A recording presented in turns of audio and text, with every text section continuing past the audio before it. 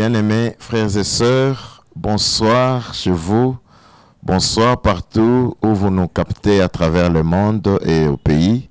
Je vous salue dans le précieux nom de notre Seigneur et Sauveur Jésus-Christ. Je rends grâce au Seigneur qui permet que nous puissions nous tenir devant vous ce soir, afin de partager avec vous ce moment. C'est un moment de partage, de prière.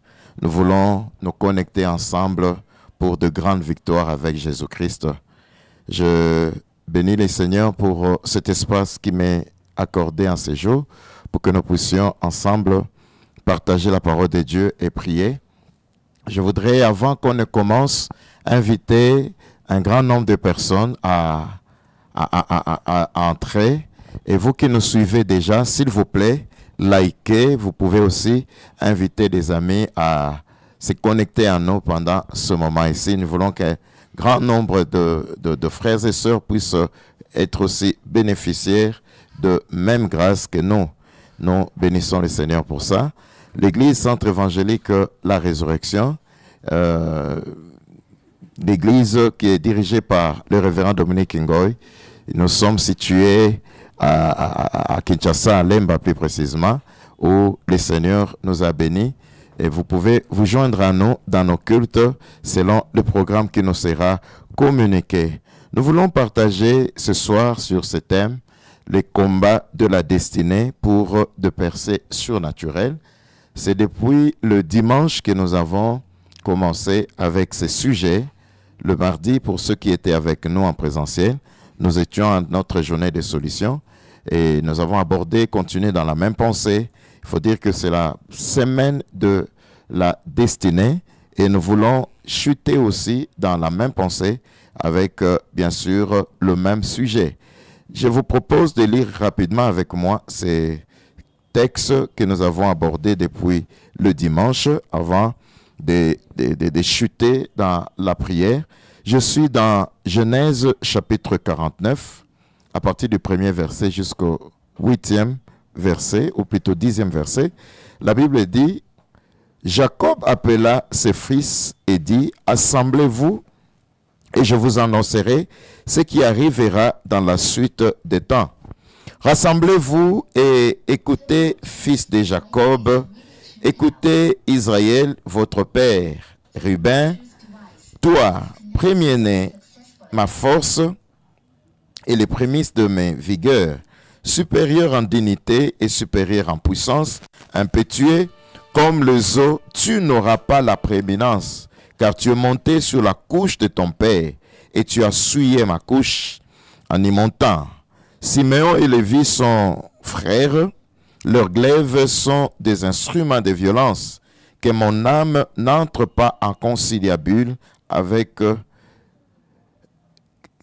n'entre pas dans leur conciliabule, que mon esprit ne s'unisse point à leur assemblée, car dans leur colère, ils ont tué des hommes, et dans leur méchanceté, ils ont coupé les jarrets des taureaux.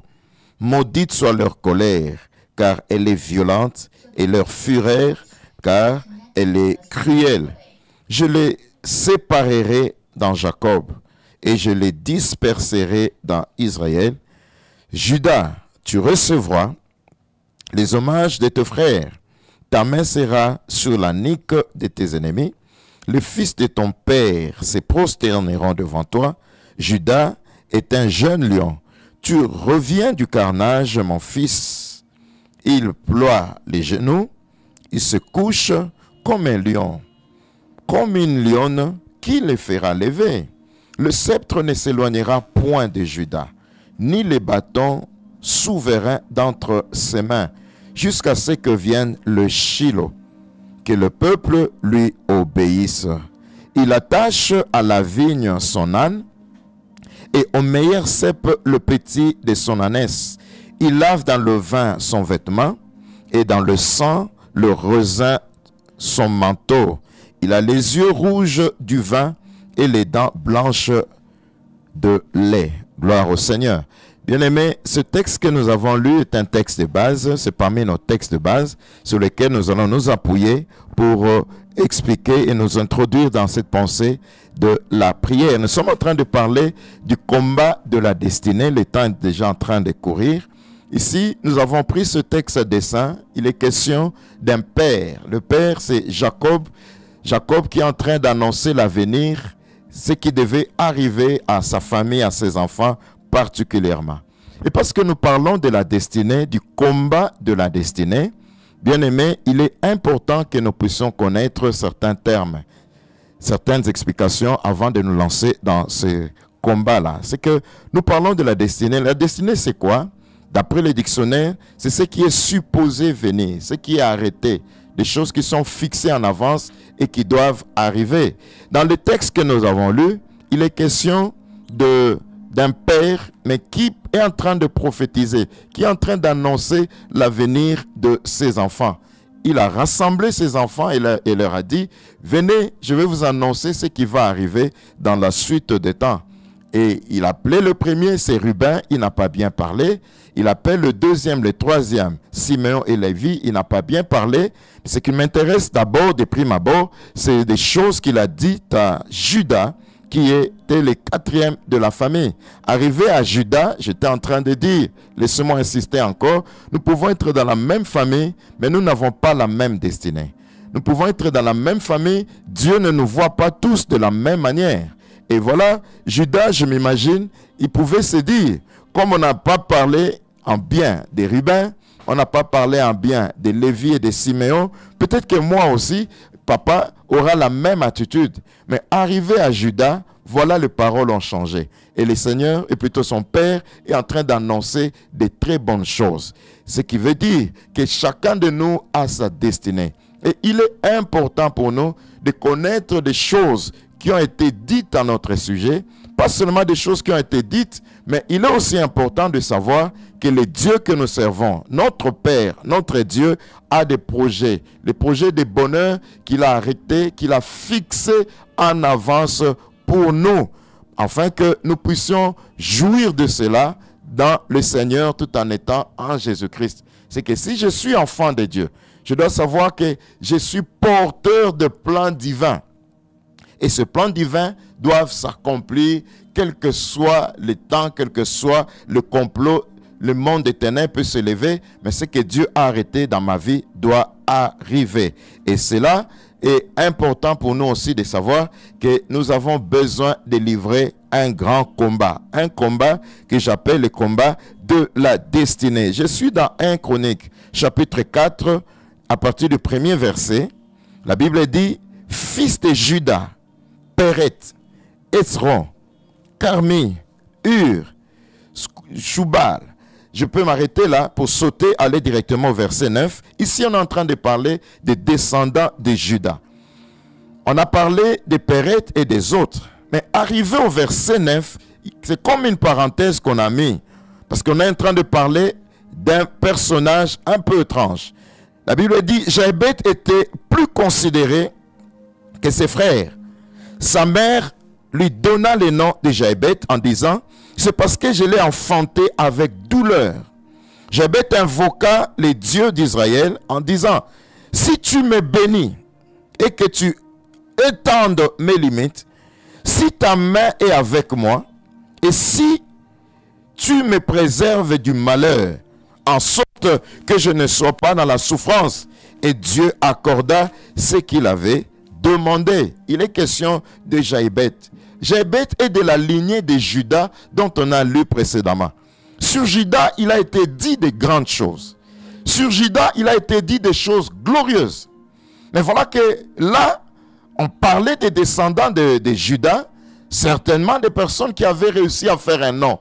Mais arrivé au niveau de Jaébet, sa situation était un peu particulière. Jaébet n'a pas connu la facilité que les autres peut-être ont connue. Réussir dans la vie pour Jaébet n'a pas été facile. D'abord, sa naissance était compliquée. Il est né dans des conditions difficiles, dans les moments les plus compliqués. Et raison pour laquelle sa mère va lui coller un nom qui l'identifie à sa souffrance. Dieu merci. Jaébet est de cette génération, de ces personnes qui savaient comment réclamer leurs droits dans la prière. La Bible dit, ayant constaté cette situation, certainement il s'est dit, non, je suis de la lignée de Judas. Et cette lignée n'a pas été désignée ou destinée à souffrir. Il a décidé de chercher la face de Dieu en prière. Voilà que Jaébet est allé chercher Dieu il a prié, réclamant, demandant à Dieu d'étendre ses limites. Bien-aimés, ce que nous voulons faire ce soir, c'est de prier comme Jabez. Je crois que le plus grand combat de la vie, c'est le combat de la destinée. Le diable peut lire, le diable peut voir, je ne sais pas par quel mécanisme. Il peut détecter la destinée d'une personne. Et plusieurs exemples dans la Bible démontrent comment le diable et le monde des ténèbres peuvent s'organiser pour obscurcir le dessein de Dieu dans la vie d'une personne. Et ça, le malheur, c'est que des fois, on est inconscient de ce que les hommes, de ce que le monde des ténèbres planifie, de quelle manière ils travailleront pour nous empêcher d'atteindre notre destinée. Mais la bonne nouvelle, c'est que nous avons un Dieu fidèle. Le Dieu qui commence et qui sait comment achever l'œuvre qu'il a commencée. Ce qu'il a dit, il a le pouvoir de l'accomplir. Et nous devons travailler pour cela en synergie avec notre Dieu. Et notre combat à nous, c'est dans la prière. C'est par la prière que nous pouvons repousser les limites. C'est par la prière que nous pouvons renverser la tendance. C'est par la prière que la main de Dieu va descendre pour nous donner ce que le ciel nous a déjà donné. Raison pour laquelle nous sommes là ce soir, c'est pour lutter ensemble, c'est pour prier ensemble. Je ne sais pas où est-ce que vous pouvez vous retrouver aujourd'hui en train de me suivre. Partout à travers le monde, le diable est diable partout et Dieu est Dieu partout. Si tu peux écouter ma voix, sache que ce soir, le Seigneur a prévu de te visiter et d'exaucer ta prière là où tu es. J'ai aimé l'attitude de Jabez. Jabez devait se lever en prière.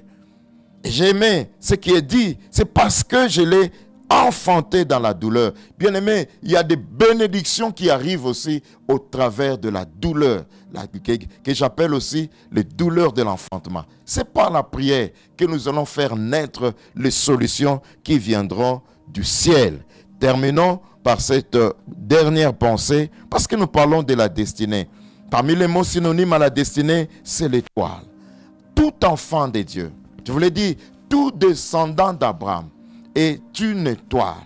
Dieu a dit à Abraham, si on peut compter les étoiles qui sont dans le ciel, on pourra aussi compter tes descendants. C'est que en tant que descendant d'Abraham, en tant que porteur de promesses, nous sommes 2 étoiles. C'est ce qui s'explique dans Matthieu chapitre 2. Nous n'aurons pas le temps de suivre ça, de lire ça. C'est qu'on parle de la naissance de Jésus. À sa naissance, la Bible dit que les mages ont vu des étoiles.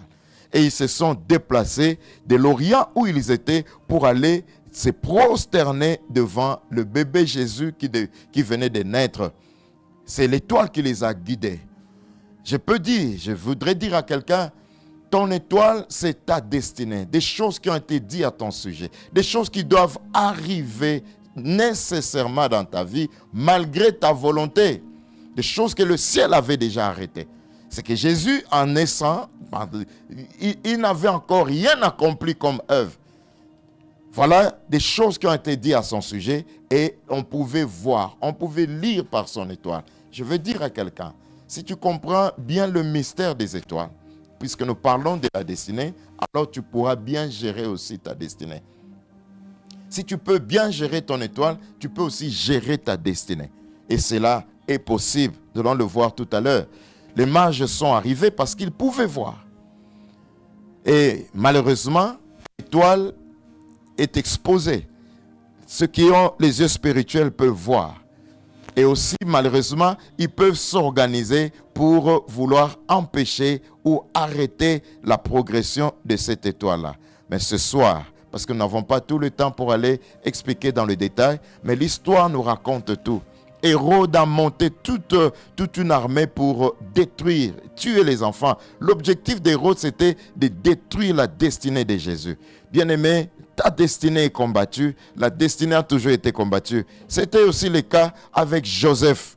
La Bible dit que ses frères l'ont pris en haine. Ils l'ont haï parce qu'ils ont entendu, ils voyaient, ils combattaient la vision de Dieu, c'est-à-dire la destinée des choses que Dieu avait déjà arrêtées pour lui. Donc la grande lutte, le grand combat, c'était tuer la destinée, empêcher que les choses que le ciel avait arrêtées pour lui ne puissent se réaliser. Oh, la bonne nouvelle, c'est que quel que soit ce que le monde des ténèbres peut planifier, nous avons un Dieu fidèle.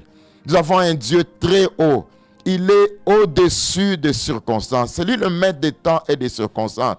J'aime et je crois que c'est ce qui va s'accomplir dans ta vie. La Bible dit, le mal que vous avez voulu me faire, le Seigneur l'a tourné en bien. Nous avons un Dieu fidèle, capable de gérer les circonstances et faire en sorte que le mal, que l'ennemi planifie autour de nous puisse jouer en notre faveur. Que mon Dieu te bénisse. Voilà les premiers sujets de prière. Nous voulons prier, rendre d'abord grâce au Seigneur pour ce qu'il a permis, pour ce qu'il a annoncé, pour des choses qu'il a arrêtées dans notre vie. Ce n'est pas parce que je demande à Dieu de devenir grand qu'il va me donner la grandeur. Non, cette grandeur nous a été déjà donnée par le Seigneur. Nous recevons de Dieu ce qu'il a planifié pour nous. C'est lui qui a dit, je connais le projet que j'ai formé sur vous, projet de bonheur et non de malheur. Élevons ensemble nos voix pour rendre d'abord grâce au Seigneur. Il a ma destinée pour régner. Il m'a destiné pour accomplir de grandes choses. Papa, nous te disons merci.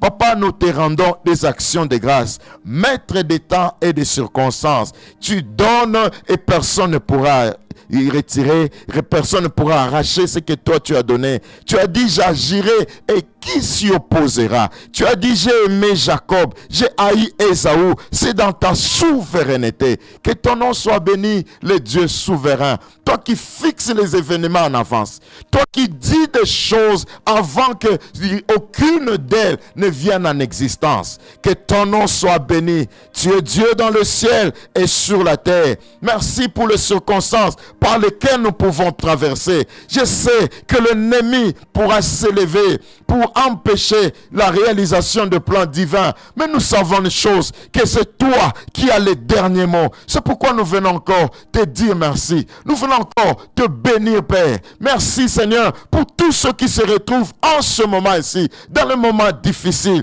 Je m'imagine que ce temps-là où le Seigneur, bébé encore, mais beaucoup...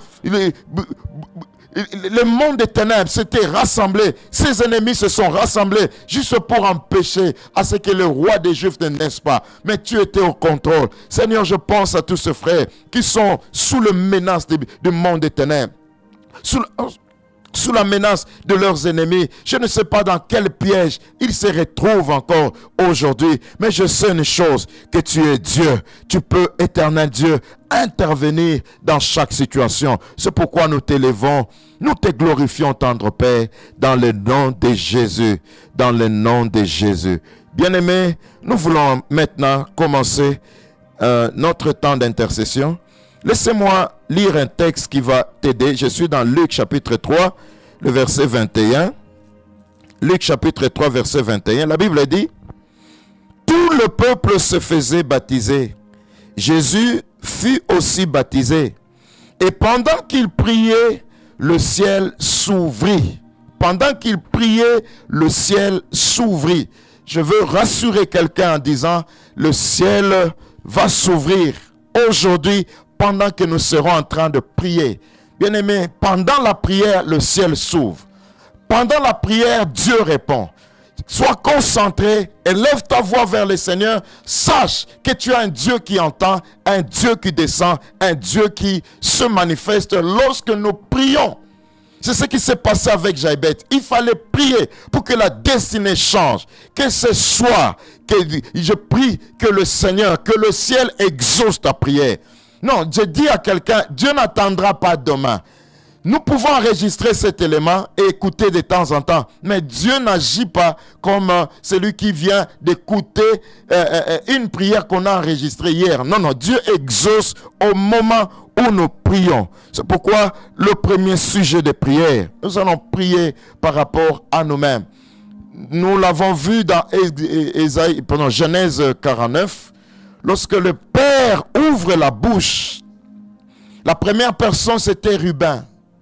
Et s'en est suivi de Lévi et Siméon. Le Père n'a pas bien parlé parce que leur conduite n'a pas été bonne.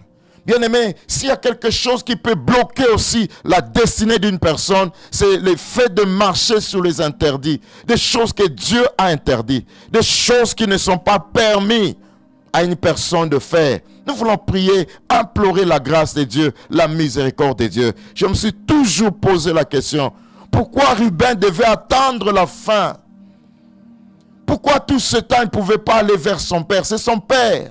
Il pouvait aller parler, il pouvait aller confesser.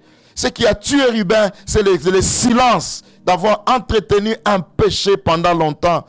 Et la Bible dit, ça c'est David qui est en train de dire, si j'avais conçu l'iniquité dans mon cœur, l'Éternel ne m'aurait pas exaucé. Je ne sais pas dans quel péché tu t'es retrouvé. L'inceste, l'adultère, le vol. Je ne sais pas dans quelle situation tu t'es retrouvé. À Lévi et Siméon, ils ont organisé des meurtres, ils ont versé de sang innocent. Et leur père n'a pas aimé ça. Bien aimé, des avortements, des situations compliquées. Je ne sais pas, il n'y a pas un seul péché que le Père ne peut pas pardonner. C'est pourquoi ce soir, je t'invite à prier. Est-ce que tu peux élever ta voix? Prie ensemble avec moi. Élève ta voix, implore la grâce de Dieu. Le sang de Jésus est capable de pardonner. Le sang de Jésus est capable de purifier. Bien-aimé, même Ninive, lorsque Ninive se tournait vers Dieu en implorant la grâce et la miséricorde, Dieu a exaucé sa prière. Il n'y a pas un seul péché que le Père Céleste ne peut pas pardonner. Père, nous venons devant toi. La Bible dit, tu ne mettras jamais dehors tous ceux qui viennent à toi.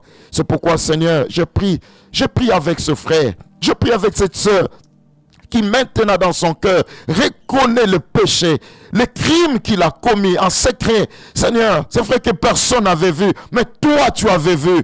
Et tu as dit, si nous confessons nos péchés à toi, tu es juste et fidèle pour nous les pardonner. Oh mon Dieu, il n'y a pas un autre sacrifice que le sang de Jésus. Le sang coulé pour que nous puissions obtenir le pardon de péché. C'est pourquoi étends ta main, Seigneur, sur ce bien-aimé qui de tout son cœur se tourne vers toi et reconnaît les interdits des choses qu'il a pratiquées, qu'il a touchées, qu'il a fait dans sa vie, qui ont souillé sa destinée et qui ont bloqué, qui ont retardé sa destinée. C'est pourquoi ce soir, dans le nom de Jésus, j'invoque le sang de la nouvelle alliance, que le sang brise toute inimitié, que le sang brise toute séparation, que le sang parle en faveur de saints qui élèvent la voix maintenant, qui élèvent, Seigneur, vers toi leurs mains pour implorer la grâce et la miséricorde.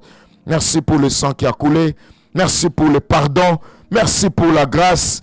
Toi qui pardonnes le péché, que ton nom soit béni. Au nom de Jésus, nous avons ainsi prié et nous disons Amen. Nous trouvons encore le suivant sujet de prière. Je suis dans Ésaïe chapitre 60, versets 1 à 2. La Bible dit, « Lève-toi, sois éclairé, car ta lumière arrive, et la gloire de l'Éternel s'élève sur toi. Voici les ténèbres couvrent la terre, et l'obscurité les peuples. Mais sur toi, l'Éternel s'élève. Sur toi, sa gloire apparaît. » Nous pouvons prier. Prions pour que l'étoile de ma vie puisse briller. Ici, il est question de se lever. On dit, lève-toi et brille. C'est comme si c'était de ma responsabilité à moi de briller. C'est comme si c'était de ma responsabilité à moi de réclamer cela auprès du Seigneur. Nous voulons prier. Prions pour que l'Éternel, le Dieu des cieux, puisse étendre sa main sur ma vie. Que ma lumière, que mon étoile brille. Que ma lumière brille. Écoutez, les occultistes qui connaissent ces choses, ils prient pour la lumière. Mais nous savons que nous sommes la lumière. Nous sommes des dieux. Nous pouvons briller même dans les ténèbres. Nous pouvons briller même dans le temps le plus compliqué. Est-ce que tu peux lever ta voix? Prie ensemble avec moi. Réclame cela auprès du Seigneur. Que ma lumière brille. Si à la naissance de Jésus, son étoile a brillé, Seigneur, je prie au nom de Jésus. Au nom de Jésus, que mon étoile brille maintenant. Je viens déclarer ma lumière. Je viens proclamer ma saison de lumière au nom de Jésus. Je viens proclamer une forte luminosité dans le nom de Jésus. Père éternel, Dieu des armées, alors que le problème de péché a été réglé, résolu à la croix avec Jésus. Seigneur, c'est maintenant mon temps de régner. C'est maintenant notre temps de briller sur cette terre où règnent de grosses ténèbres. Nous voulons, Seigneur, que ton peuple puisse rayonner dans cette génération au nom de Jésus. Que nous puissions rayonner, Seigneur, comme des étoiles dans cette génération au nom de Jésus. De la même manière que l'on pouvait voir des étoiles briller depuis l'Orient éternel, je prie que mon étoile, que nos étoiles brillent, éternel Dieu, partout à travers le monde, et que cela soit perceptible dans le nom puissant de Jésus. Seigneur, merci. Merci parce que tu exauces nos prières. Merci toi qui as dit, lève-toi maintenant et brille. C'est maintenant notre temps de briller. C'est maintenant notre temps de briller. Nous voulons briller dans tous les domaines. Dans les domaines de sport, dans la politique, en économie, dans les affaires, dans tout ce que nous entreprenons, Seigneur. Que ta lumière à toi puisse éclairer nos vies dans ce temps sombre. Et c'est là au nom de Jésus. Père, je le réclamais dans le nom de Jésus. Parce que je crois, Seigneur, que je suis la lumière. Je suis une lumière dans le monde. Je ne finirai pas ma vie sur cette terre sans avoir éclairé dans ce monde et sans avoir éclairé dans ma génération. Que ton nom soit béni. Merci, Seigneur. Merci toi qui fais briller ma lumière. Merci toi qui fais briller notre lumière. Au nom puissant de Jésus. Au nom puissant de Jésus. Oui, nous voulons prier encore. Nous voulons prier. La Bible dit, si nous marchons dans la chair, nous ne combattons pas selon la chair, car les armes avec lesquelles nous combattons ne sont pas charnelles, elles sont spirituelles. C'est pour renverser les forteresses. C'est pour détruire le plan de l'ennemi. Nous voulons prier pour renverser le plan du diable. Oui, le monde des ténèbres peut se réunir. Dans ce monde-là, dans cette organisation du monde des ténèbres, il y a ce que j'appelle les observateurs des étoiles. Les observateurs des étoiles, un peu comme le mage, ils sont capables de voir. On ne sait pas comment. Au temps de Moïse, on a tué les enfants. En fait, ce que le diable visait, c'était de détruire la destinée de toute une nation qui reposait sur la vie d'un enfant. Bien aimé, le combat que tu peux avoir autour de toi, c'est le combat de la destinée. Le diable sait que ta famille sera bénie par toi. Le diable sait combien de vies seront bénies par toi. Et il s'est créé un grand combat autour de toi. Mais la bonne nouvelle, c'est qu'en Jésus, nous avons le pouvoir de marcher sur les serpents, de marcher sur les scorpions. Avec cette révélation, j'aimerais que tu lèves ta voix pour aveugler tous les observateurs des destinées, de ta destinée. De partout ils peuvent être. Ce sont des sorciers. Ce sont des gens qui travaillent avec le monde des ténèbres. C'est aussi des hommes comme toi, des méchants, des hypocrites. Mais nous allons prier pour anéantir leurs desseins dans leur cœur. Alors qu'ils fomentent des projets, des intentions pour nous détruire. Prions pour les aveugler. Que leurs yeux ne nous voient plus dans leurs hôtels sataniques et diaboliques. Nous prions au nom de Jésus. Père, merci pour le pouvoir qui m'a été donné. Tu m'as donné le pouvoir de marcher sous le diable, sous le scorpion et sous le monde des ténèbres. Il est écrit, ce que vous lirez sous la terre sera lié au ciel. C'est pourquoi, Père, je lève ma voix et je condamne au nom de Jésus. J'ai détruit toute œuvre, toute action diabolique qui opère dans le sens d'observer, de guetter sur mon étoile. Et je les aveugle dans le nom de Jésus. J'invoque le sang de Jésus sur leurs autels diaboliques, dans les eaux, partout où ils se rassemblent pour traiter les informations me concernant. J'ai détruit ces autels dans le nom puissant de Jésus. Dans le nom puissant de Jésus, dans le nom puissant de Jésus, que leurs yeux soient aveuglés, qu'ils ne soient pas qu'il ne leur soit pas autorisé de me voir alors que je suis en train de progresser vers ma destinée. Que leurs yeux soient frappés d'aveuglement pour toujours au nom de Jésus. Seigneur, merci parce que tu nous exauces. Merci pour le pouvoir que tu nous as donné de marcher sur les serpents. Je déclare nul sans effet leur plan, leur projet au nom de Jésus. Au nom de Jésus. Au nom de Jésus. Au nom de Jésus, nous avons ainsi prié. Écoutez un autre sujet de prière.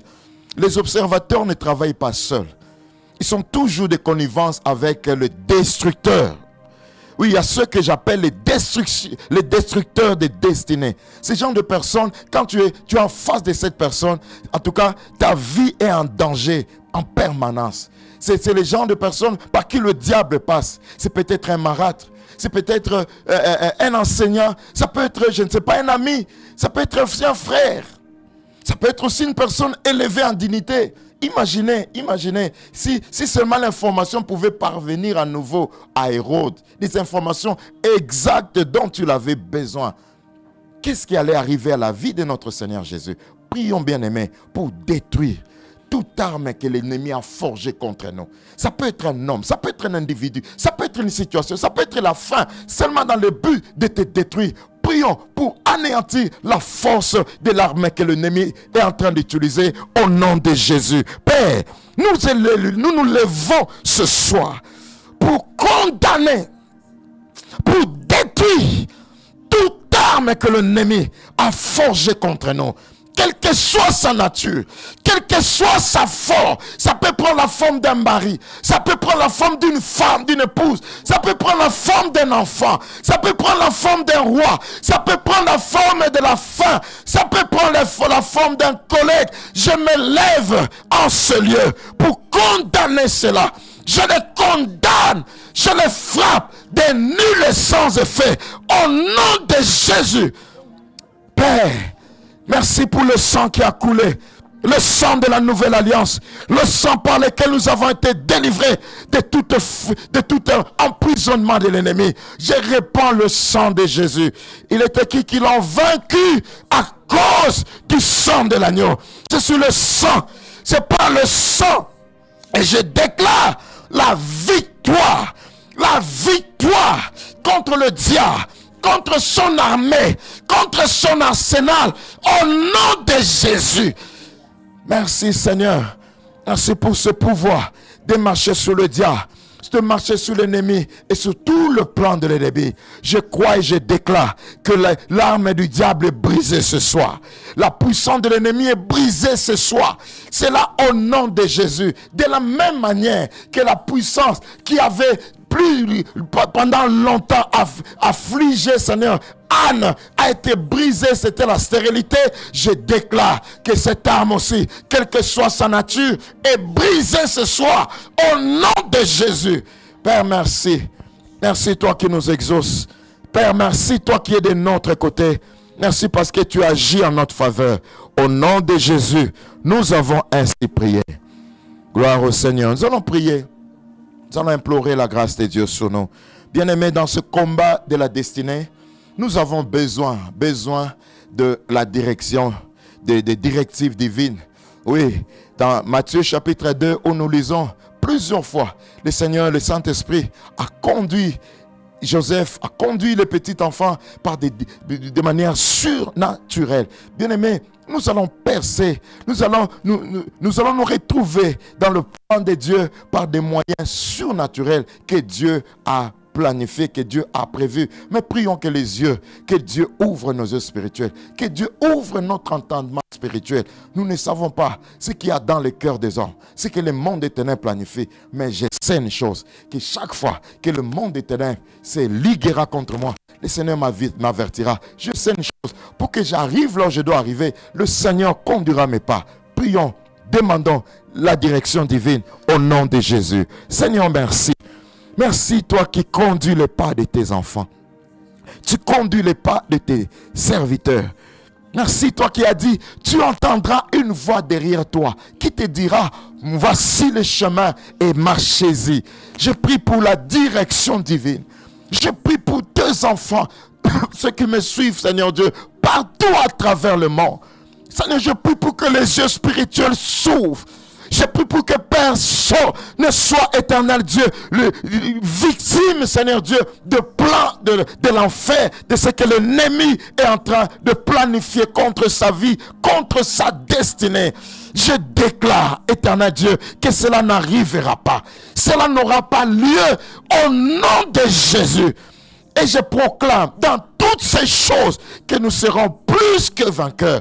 Plus que vainqueur au nom de Jésus. Seigneur, merci. Si tu as conduit Joseph et sa famille pour le mettre hors du danger, tu peux le faire aussi avec nous. Tu n'as pas changé. Saint-Esprit, Saint-Esprit, lève-toi en ce temps de la fin pour préserver l'Église, pour préserver ton peuple de plans malveillants du diable.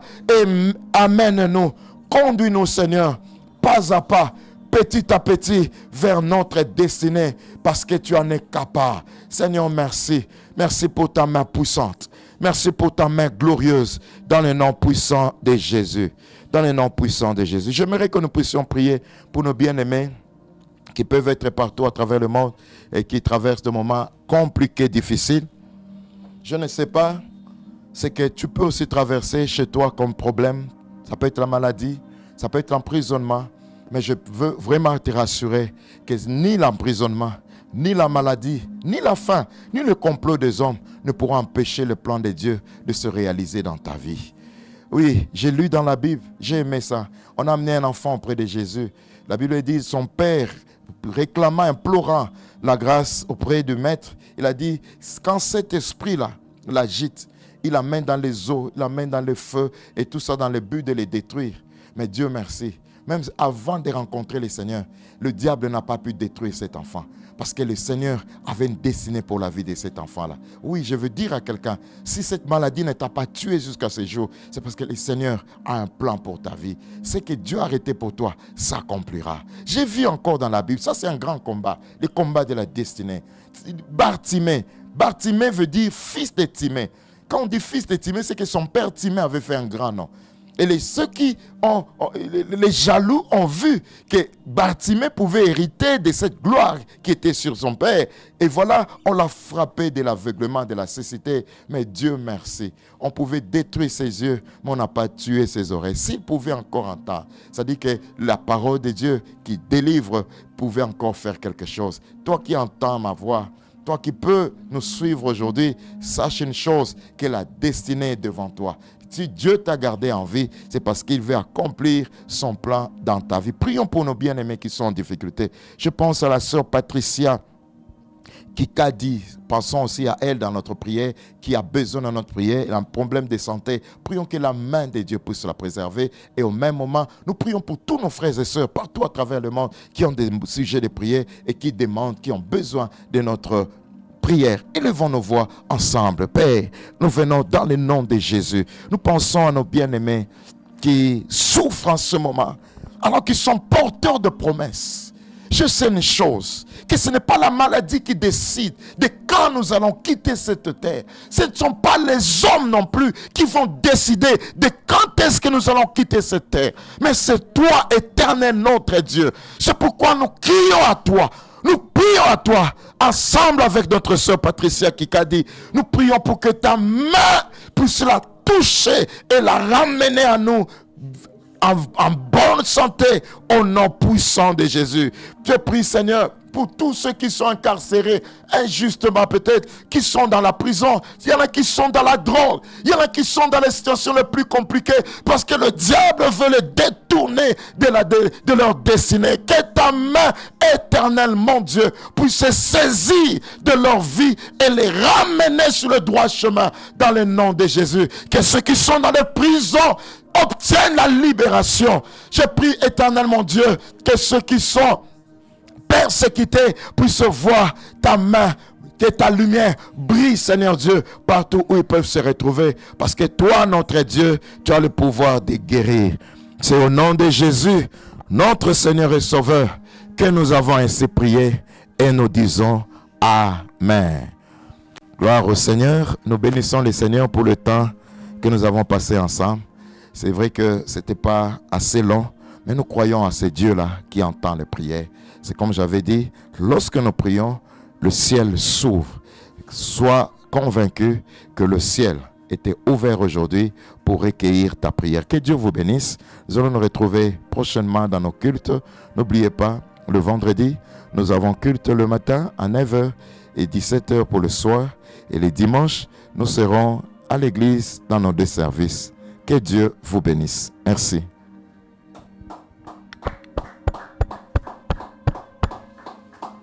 Wow.